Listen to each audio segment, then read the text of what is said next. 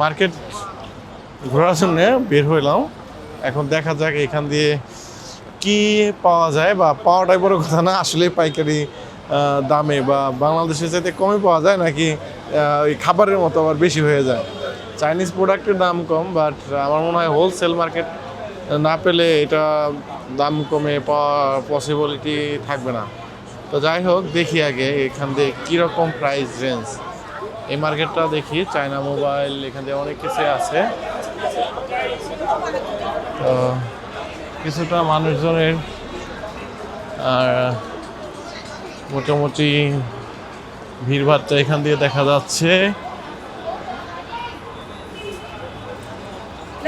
এখানে চকলেট রয়েছে অনেক রকমের, পাশাপাশি অনেক ড্রেস আছে। এখানে খাবারের একটা দোকান, আর এই পাশে কিছু কেনাকাটার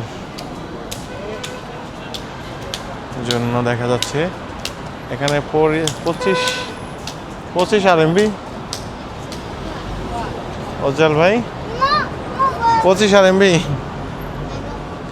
মেয়েদের, ছেলেদের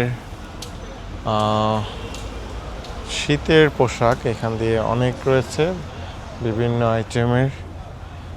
আর এইখানে প্যান্ট তো সবই মেয়েদের মনে হচ্ছে, ছেলেদের মেয়েদের কোনটা যে পার্থক্য করার বিষয়। আজকে ক্যাম্পন ফেয়ারে যাই, তারপর কালকে হোলসেল মার্কেটে যাই। মানিকগঞ্জ। এখানে 10 RMB 180 টাকা। আমি তো দেখছি এগুলোর দাম অনেক, কারণ 10 RMB মানে 180 টাকা। 180 টাকা তো আসলে এটা অনেক হয়ে যায়।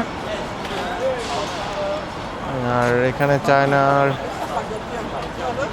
মোটামুটি অতটা ভালো না, তারপরেও প্রাইস মোটামুটি ভালোই। এখানে বেবিদের অনেক জুতো এখানে আছে, দেখা যাক আসলে কোনটা পরবর্তীতে নেই।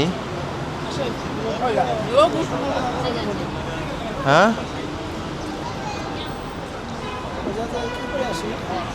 তো এখানে international warehouse logistic trade centre, এইটা মানে হচ্ছে ওয়্যার হাউসের কিছু একটা ভালো আছে হয়তো এখানে। তো দেখা যাক, সব কিছু খুঁজে বের করতে হবে, দেন ডিসিশন নেব। শুধু চাইনিজ না, আরও অনেক ধরনের মানুষ এখান দিয়ে সবসময় চলাফেরা করে। তো এই দেখেন